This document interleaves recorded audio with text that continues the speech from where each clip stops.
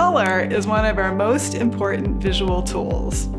Did you know that if I read the word cinnamon, my brain lights up just as if I were tasting or smelling real cinnamon?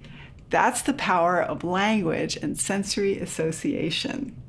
If I choose the right color, the association is even stronger. And if I choose the wrong color, it's like a kick in the pants. Sometimes designers want to surprise us and send us in a new direction. When I really need a drink, I open up the food and beverage palette in Adobe Illustrator.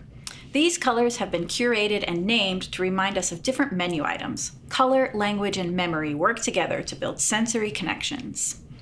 And if you change the language, the meaning changes.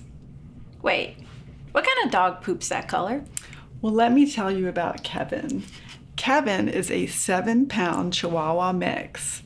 He is so special, he poops vanilla. Designers use color to suggest the invisible qualities of flavor and smell.